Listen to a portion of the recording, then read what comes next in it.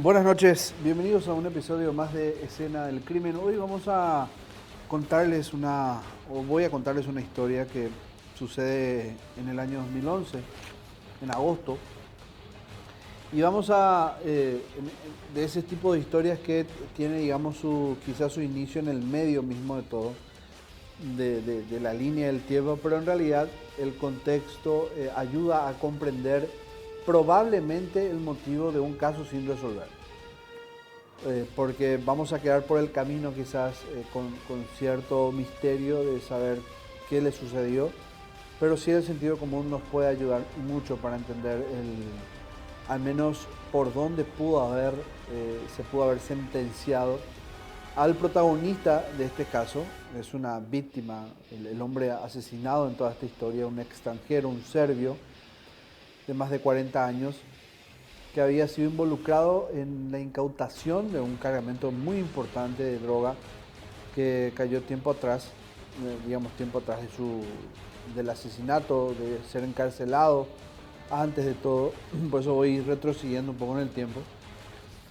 Y quizás el motivo de todo esto sea la deducción que tuvieron los empresarios, los financistas del cargamento, sobre su participación en el procedimiento antidrogas que lleva a la incautación de una enorme carga de droga. Para entender primero la motivación de ajuste de cuentas sobre una persona así, hay que primero dimensionar lo que implica el tráfico de drogas en nuestro país. Ustedes saben que Paraguay es un país de tránsito, no es un país productor. Sí, a nivel regional existen países que producen la cocaína, el clorhidrato de cocaína con alta calidad, y son países como Bolivia, Perú y Colombia. Paraguay, a nivel terrestre y aéreo, es una pista, digamos, de paso para que se pueda embarcar droga al viejo mundo, y en algunos casos cuando mayor distancia se hace mejor y apetecible el negocio. Y quizás este es el caso. Lo que le costó a nivel financiamiento a los narcos 800 kilos de droga puestos en África fue la sentencia de este serbio. Pero antes de entrar mucho en esta situación, vamos a conocer al protagonista de esta historia y también detalles de la ficha técnica de nuestro caso.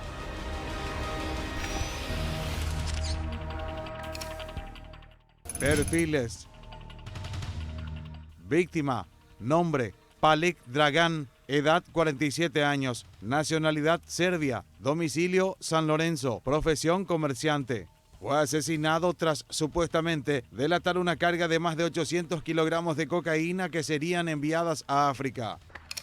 Sospechoso. Nombre: Silvestre López Fernández. Edad: 38 años. Nacionalidad: paraguaya. Domicilio: Fernando de la Mora. Profesión: empresario. Fue detenido como cómplice del crimen. Los autores intelectuales y materiales nunca fueron identificados.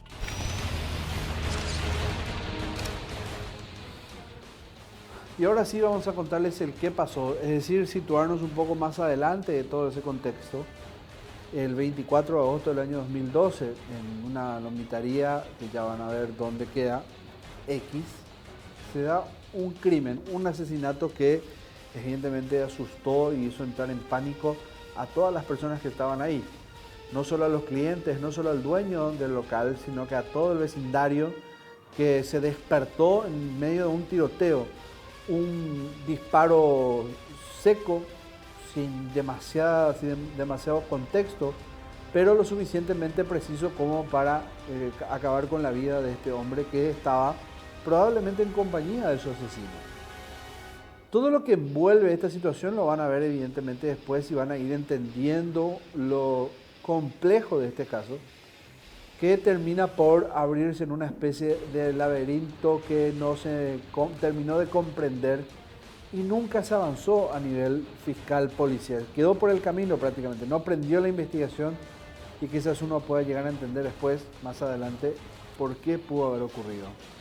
La víctima, en este caso Palik Dragan, de 47 años, fue asesinado de un disparo certero por parte del sicario, un disparo certero, varios evidentemente se efectuaron, pero uno fue el que evidentemente termina por acabar con su vida, según al menos el reporte que habían dado los médicos en aquel momento que examinaron el cuerpo. El autor escapó en esas circunstancias, pero sí quedaron testigos, quedaron evidencias que después fueron utilizadas para un rastreo que ubicó a un autor eventual de esta situación. ¿Qué ocurrió en aquel agosto de ese año? Veamos. ¿Qué pasó? El frío ambiente invernal del mes de agosto, a mitad de semana, no frenaba a los sanlorenzanos a salirse de la rutinaria cena en casa para acudir hasta una lomitería que cada noche aglomeraba una gran cantidad de clientes en busca de un ardiente y jugoso lomito para calmar el frío. Pero la noche del miércoles 24 de ese mes, en el año 2011, no sería como las demás noches en ese sitio, donde una seguidilla de disparos rompió la calma. Los estruendos retumbaron en el cielo sanlorenzano y obligaron a más de uno a abandonar el sitio a las corridas a mitad de su cena. El cuerpo inerte de Palik Dragan quedó sentado en la misma silla en la cual hacía minutos antes cenaba con un amigo que se había convertido en su verdugo. A los pocos minutos, el local gastronómico que se transformó en una escena del crimen quedó completamente vacío y los agentes de la comisaría primera local invadían el sitio tratando de resguardar la escena. Un círculo pintado con tiza blanca se ceñía alrededor del agujero que había dejado una de las balas en la silla roja de la lomitería. En aquel sitio, ubicado entre las calles Hernandarias y Mariscal Estigarribia, Palik Dragan había dado el último de sus suspiros en la noche del 24 de agosto del año 2011. Dragan recibió sentado una ráfaga de tiros alrededor de las 23 horas de aquella noche de miércoles. Muy temprano en la mañana del 25 de agosto, agentes del Departamento de Criminalística llegaron al lugar para levantar las evidencias que habían quedado en la escena luego del mortal ataque. El local, que en la noche rebosaba de comensales que guardaban sus pedidos, ya estaba vacío. En medio de la confusión y los disparos, la mayoría de ellos se había dispersado en el mismo momento en que los disparos escaparon del tambor del arma que un solitario criminal había percutido contra el extranjero. Los testigos que habían quedado en el lugar proveyeron a los agentes de la Brigada Central de Investigación de Delitos la primera pista que se convertiría en principio de la investigación. Tras el asesinato, el criminal abordó una camioneta Fiat Strada y raudamente huyó del lugar.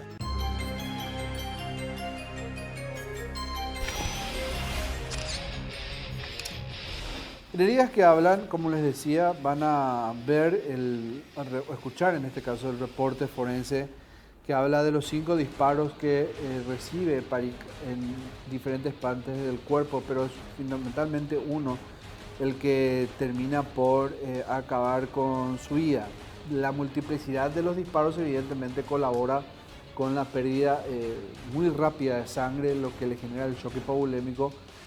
Pero los daños son muy puntuales en solo uno de esos disparos. El forense en aquel entonces determinó que la muerte era irreversible, irremediable debido a la cantidad de disparos y a lo comprometido que quedaron sus órganos al momento de ser acribillado por este pistolero que lo hizo a una distancia corta, de manera rápida y muy efectiva.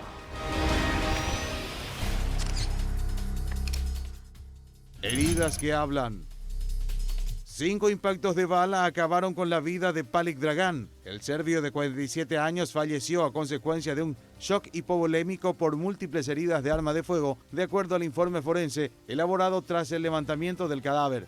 La víctima recibió los disparos a la altura del tórax y abdomen con dirección de arriba a abajo y una trayectoria de frente hacia atrás. El proyectil que le produjo la muerte causó severos daños en órganos vitales, perforando el pulmón derecho. Otro de ellos, a la altura del hombro, atravesó su cuerpo y posteriormente también la silla en la cual estaba sentado. Su muerte se produjo de forma casi instantánea debido al incesante sangrado interno producido por los disparos.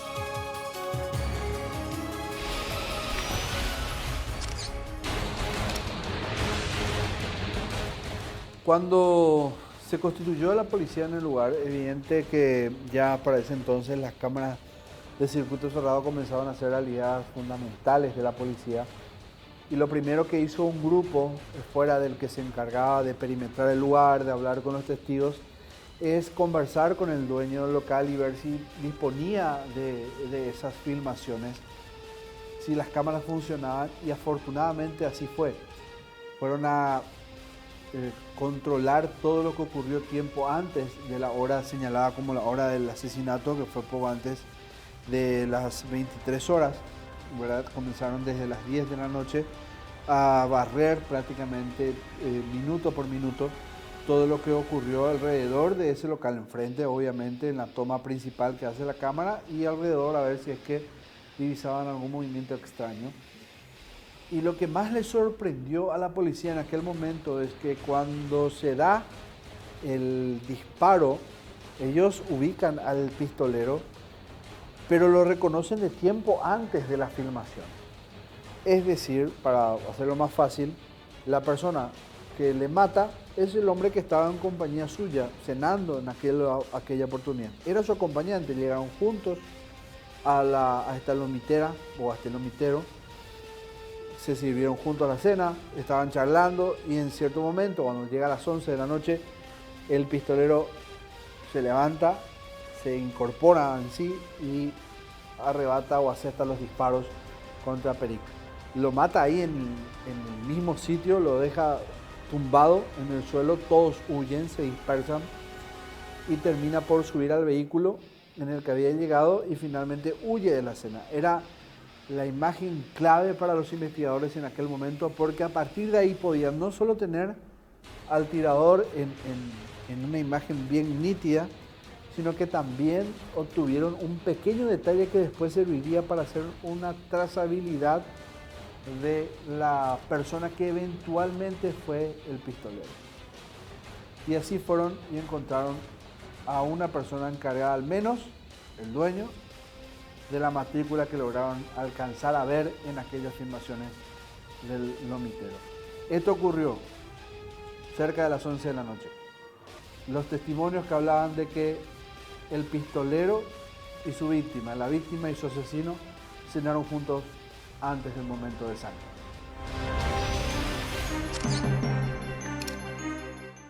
Cenó con su asesino. La mañana del jueves 25 de agosto se tornó un tanto más tranquila. En las calles céntricas de la ciudad universitaria, los comentarios giraban en torno al asesinato que se había dado la noche anterior en la concurrida lomitería. Para entonces, los agentes del Departamento de Investigación de Delitos del Departamento Central ya estaban en plena tarea investigativa en busca de pistas que puedan conducirlos al autor del sangriento episodio. En una recorrida por los lugares aledaños al sitio del crimen, no tardaron en hallar un indicio que pronto se convirtió en una de las más importantes pistas. A menos de media cuadra de la lomitería, las cámaras de circuito cerrado de una estación de servicios habían captado los momentos previos a la muerte del extranjero. Incluso en ellas se podía ver a la víctima compartiendo con la misma persona que cometió el crimen horas antes del asesinato. En la cinta se podía apreciar que la víctima y el victimario estuvieron juntos en una cabina telefónica que funcionaba además como ciber, hasta que ambos caminaron a paso lento y seguro hasta la lomitería, donde conversaron y cenaron juntos, compartiendo el tiempo hasta el momento del asesinato. En un momento dado se pudo observar a pleno al asesino cuando las cámaras lo grababan mientras fumaba un cigarrillo en la parte del frente de un negocio, inquieto y algo nervioso. La reveladora imagen fue el punto de partida que parecía ser la imagen más clara del asesino.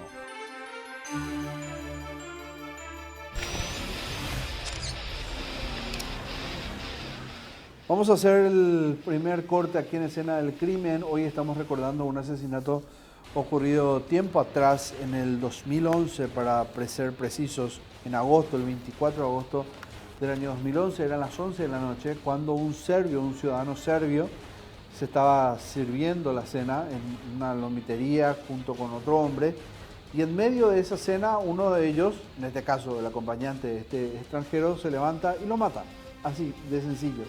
Se levanta y le dispara 5 balazos que terminan después con su vida. De ahí comienza una investigación, que es lo que vamos a ver en la próxima parte de este programa, a la vuelta del corte, donde las primeras líneas investigativas conducirían a un eventual sospechoso. Y lo que más es interesante de esta historia es hacia dónde conduce las sospechas posteriores de la policía, que fue lo primero que les conté al inicio de todo esto. Vamos a ver más de esta situación. A la vuelta del corte, el crimen del serbio, ocurrido en el año 2011, aquí en Escena del Crimen.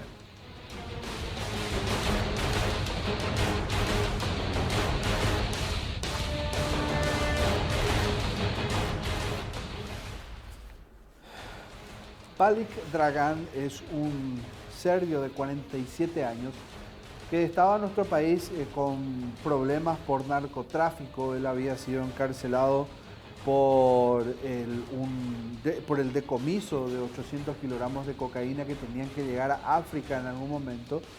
Él era comerciante y lo mataron en una noche, un 24 de agosto del año 2011, en una lomitería de la nada. Lo más extraño de todo este caso es que Palik estaba sentado con el quien posteriormente iba a ser su asesino. Dicho de otra manera, él aquella noche del 24 de agosto llegó en compañía de este hombre en un vehículo, bajaron, se sentaron, estuvieron charlando, le sirvieron la cena, estuvieron comiendo juntos y después de esa, en medio de una segunda parte, por así decirlo, post cena, del diálogo, este hombre, este tirador, se incorpora en sí y comienza a disparar contra él, dándole 5 disparos mortales.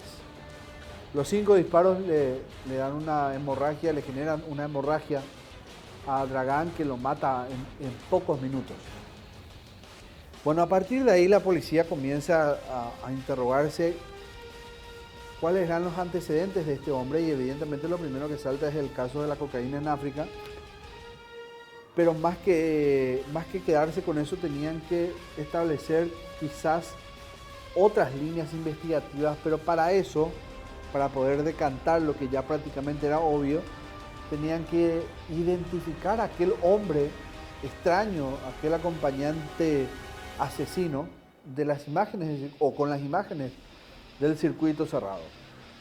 Y les ayudó bastante que en una de las tomas, en uno de los cuadros de la filmación, se puede apreciar con claridad, si se quiere, una matrícula, una ficha que les permitió establecer una trazabilidad al menos del propietario del vehículo. Y fue así que comenzó la investigación policíaca. Tenían 2 elementos fundamentales: el antecedente de Dragan y también el dato del vehículo. Inició la investigación policial y lo más fuerte era un ajuste de cuentas en torno a aquel comiso de 800 kilos de cocaína.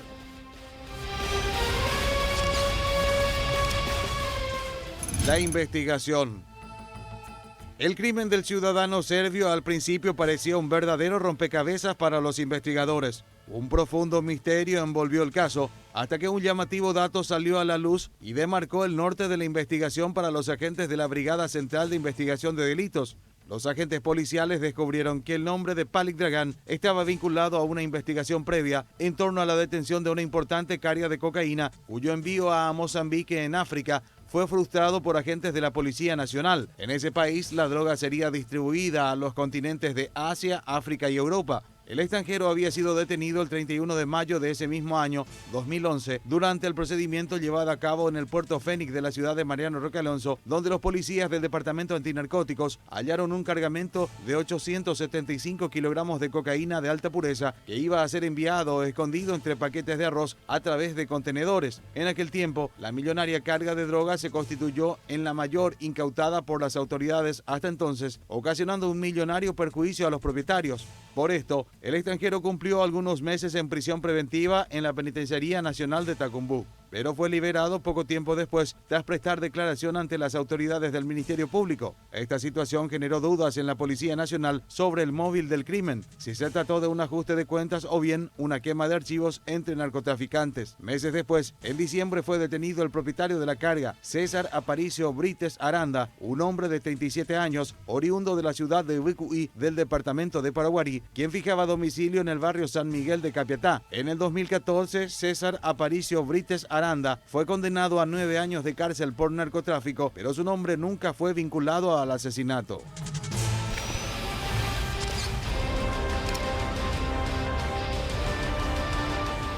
Yo les decía que mediante la suerte que quizás tuvo la policía en aquel momento, que la filmación, y digo suerte porque en algunos momentos esas cámaras de circuito cerrado no graban, solo monitorean o no funcionan directamente. Tuvieron mucha suerte que esta no haya sido la ocasión, que haya quedado todo grabado y tuvieron la secuencia exacta en que ocurren los hechos. Les llamaba muchísimo la atención que el pistolero acompañó a su víctima, comieron, hablaron. Era alguien evidentemente de confianza. Dragán lo conocía a su asesino. Sabía quién era. No era un extraño, no era un sicario pagado. No se podía decir, por ejemplo, que fue un ajuste de cuentas con un autor intelectual, a lo mejor, que ordenó, pagó para que se lo matara. Bueno, podría ser, ¿por qué no? Pero sí es indiscutible el hecho fáctico aquí del que se tiene que partir, en esa investigación se tuvo que haber partido, es que Dragán en algún momento ya tuvo conversaciones con él, se conocían y mucho. Por eso fueron a comer juntos, cenaron juntos, no parecía una discusión la que hubo en esos momentos de diálogo, pero sí sorprendió mucho la intempestiva reacción homicida de aquel extraño, de aquel sospechoso. Bueno, fue que mediante la matrícula que se logra divisar en uno de los cuadros de la filmación, eso lo amplían y tienen el número de chapa que conduce a la policía hasta ese vehículo, hasta el propietario de ese vehículo. Y lo más extraño de todo esto es que para nada el perfil de aquel sospechoso coincidía con el de un asesino. O si lo era una persona muy bien mimetizada o disfrazada para pasar desapercibida. Pero bueno, al menos era un sospechoso y tenía una coartada. Este es el informe de aquel momento bastante complejo para la policía. De aquel momento tan difícil de entender si realmente estaban ante el verdadero sospechoso del crimen o era una circunstancial casualidad que condujo a haber utilizado su vehículo o la matrícula de su vehículo para intentar inmiscuir o incriminar a alguien que no tenía nada que ver con aquel caso de sangre. Empresario detenido. En medio de la profunda nebulosa que envolvió al caso, un solo sospechoso pudo ser detenido por la policía, el empresario Silvestre López Fernández, propietario de una agencia de turismo. Su detención se produjo una semana posterior al crimen. A tempranas horas del viernes 2 de septiembre del 2011, llegaron hasta la casa de Silvestre, situada en la ciudad de Fernando de la Mora, detrás mismo de la comisaría segunda de esa ciudad. Su vinculación no era casualidad. Hasta él habían llegado tras reconocer un vehículo registrado a su nombre. Era la Fiat Strada matrícula AZZ 356, en la que testigos aseguraron haber visto al asesino abandonar el lugar luego del homicidio. Tras proceder a la detención de López Fernández, se trasladaron hasta el kilómetro 18 de Capiatá, donde hallaron escondida la camioneta. Fue detenido en Fernando de la Mora como presunto autor moral del crimen, debido a que en la escena testigos habían anotado el número de chapa del automóvil en que huyó el autor, la matrícula AZZ 356 de una camioneta Fiat Strada que pertenecía al detenido. Sin embargo, él negó rotundamente tener participación en el asesinato y prometió colaborar con la justicia para dar con los autores. No obstante, los policías dieron a conocer que supuestamente al momento del procedimiento que derivó en su captura, les ofreció $10,000 para que lo liberen.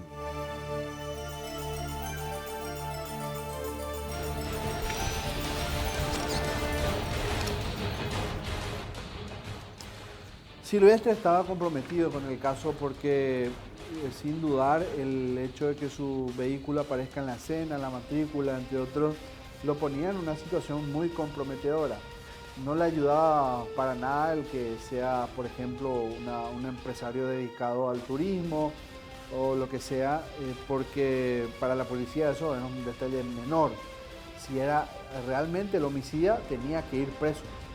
Entonces él habló sobre una hipotética situación que se pudo haber dado y metió a su coartada la historia del sicario Pedro Juanino. Él primero se declaró inocente, desmintió toda probabilidad de haber sido el culpable de ese asesinato y sí habló de un asesino de la ciudad de Pedro Juan Caballero, en el departamento de Amambay, a unos 500 kilómetros de la capital.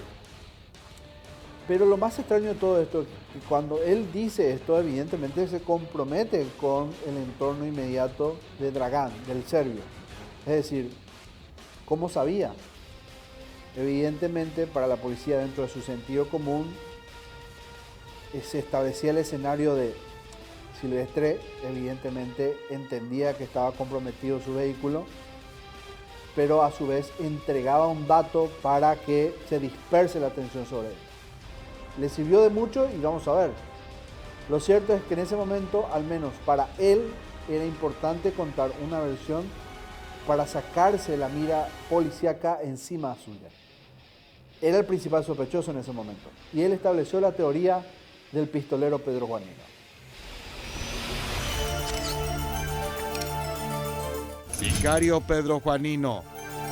Un conocido Pedro Juanino es el autor del crimen. Esa fue la única pista que dio Silvestre López Fernández a los investigadores. El empresario de turismo negó haber tenido participación en el asesinato, asegurando que el autor del crimen era una persona oriunda del norte del país, Pedro Juan Caballero. Sin proveer muchos detalles al respecto, Silvestre dijo a los efectivos policiales de investigación de delitos que el día del crimen prestó su rodado a un amigo y que este se lo devolvió esa misma noche. Sin embargo, al enterarse que la misma tenía sospecha de haber sido utilizada por el sicario que acabó con la vida del ciudadano serbio, decidió esconderla en una casa de la compañía Piro U de Capiatá, que también pertenecía a un Pedro Juanino, pero la falta de información y datos estancó el caso. A los pocos días, Silvestre López Fernández fue liberado y desvinculado del caso al no encontrarse pruebas de su participación en el asesinato del extranjero.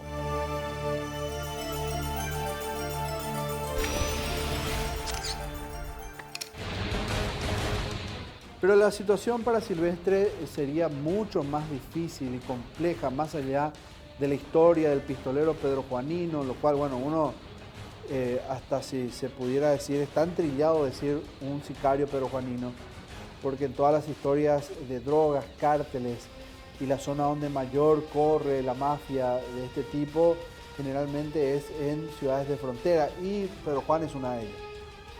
Entonces, ¿podría tomarse en serio o no? Y no sabemos. La policía en aquel momento lo escuchó, pero no es que haya prestado tanta atención a ese dato.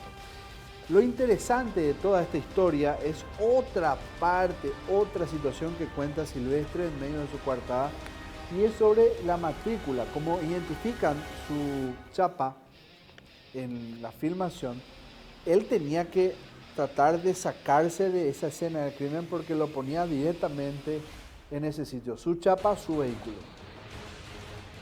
O contaba quién prestó el vehículo, o contaba si él realmente era el tirador, o terminaba por confesar, mejor dicho. Ninguna de las dos cosas ocurrió. Él estableció la historia de que tenía un parte policial, una denuncia por extravío de matrícula. Y entregó esa constancia. Lo más sorprendente de toda esta historia es que después descubren que el acta era falsa. Falsificaron el acta policial.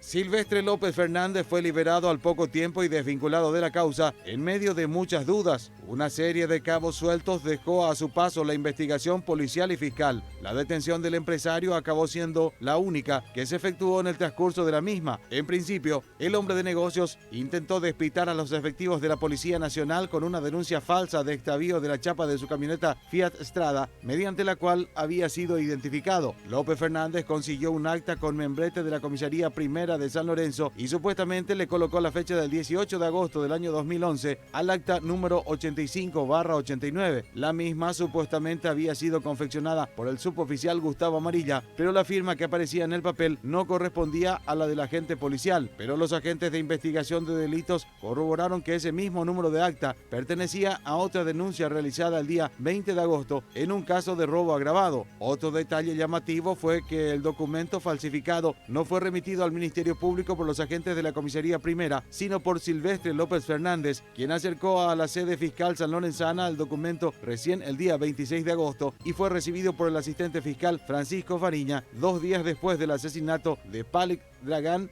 en San Lorenzo.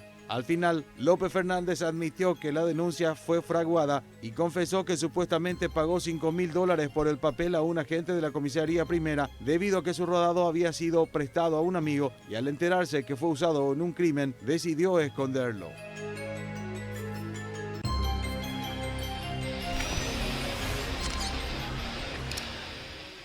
El 24 de agosto del año 2011, un ciudadano serbio, Palik Dragan, de 41 años más, fue asesinado en una lomitería por 5 disparos o con 5 disparos.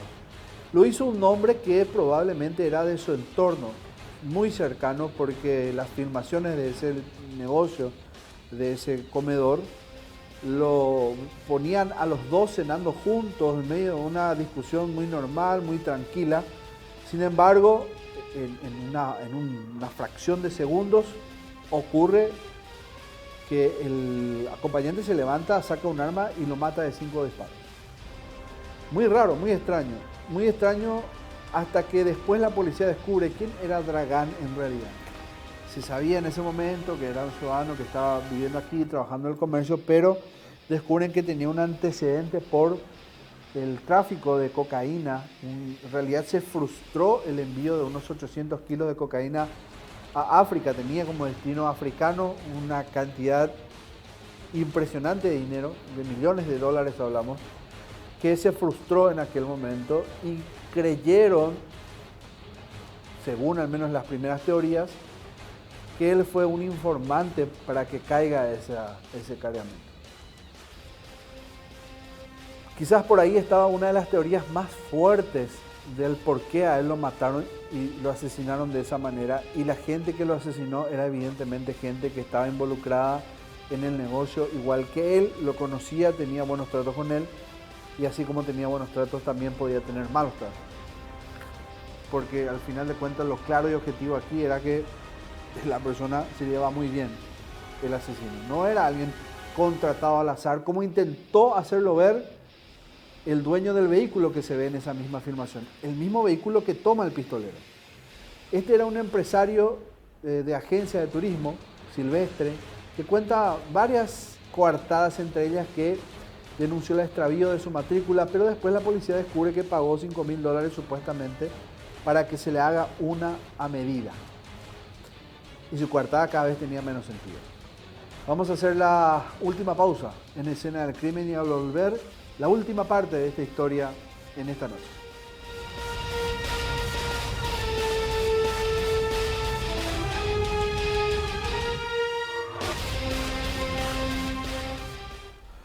Hoy le estoy contando la historia de Palik Dragan, un hombre de 47 años, un ciudadano serbio que residía en la ciudad de San Lorenzo, un hombre que se dedicaba al comercio, que posteriormente estuvo involucrado en un fallido envío de 800 kilos de cocaína a África, lo que traducido en dinero es un monto sideral, teniendo en cuenta que la droga ya por ese continente más o menos se ubica, y le estoy hablando pero muy en serio cuando les digo, que puede llegar a alcanzar más o menos valores entre $70.000 y $100.000 el kilo.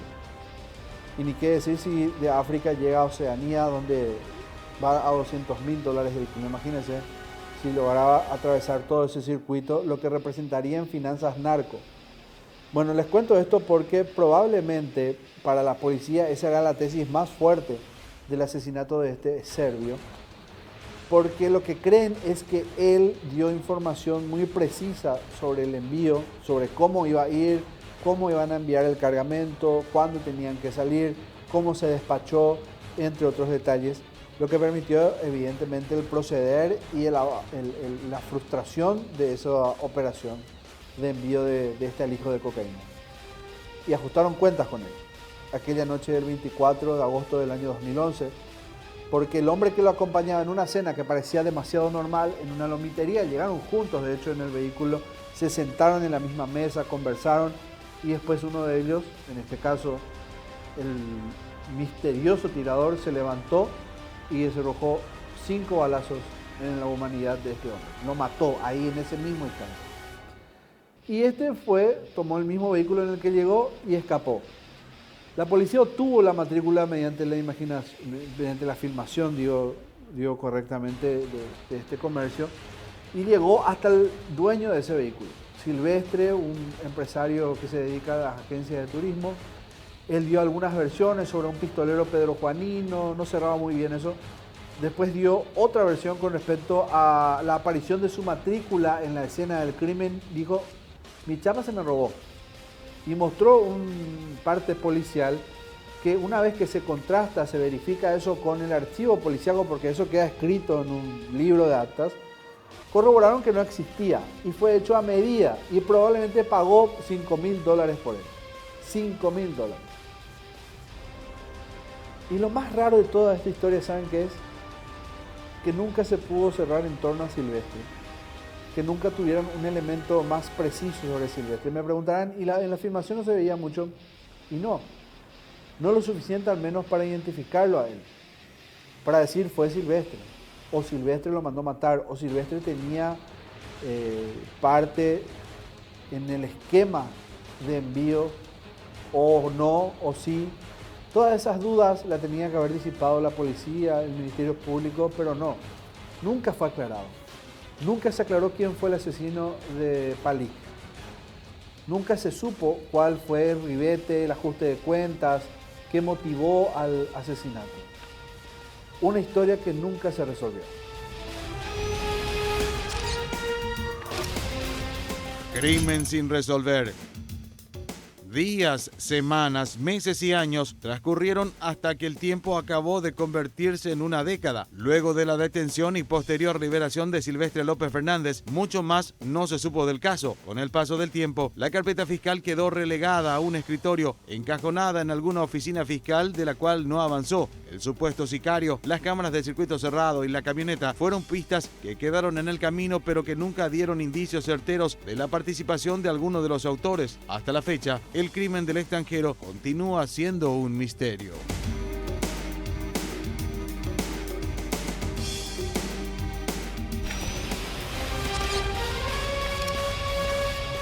Llegamos así al final de Escena del Crimen y como ustedes ven, no hay mucho más que agregar a todo esto. Nunca se encontraron los elementos, finalmente el caso se congeló y a estas alturas, ya ha pasado varios años de esto, el caso se extinguió, quedó cerrado. Bueno, en realidad no, porque es un crimen transnacional. Lo del tráfico de drogas quizás por eso se pudiera haber activado, pero eso nunca ocurrió. Nunca hubo más allá de un sospechoso en este asesinato.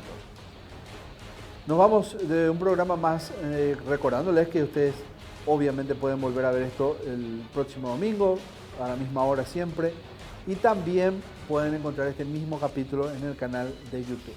Gracias por la compañía, nos reencontramos la próxima. Adiós.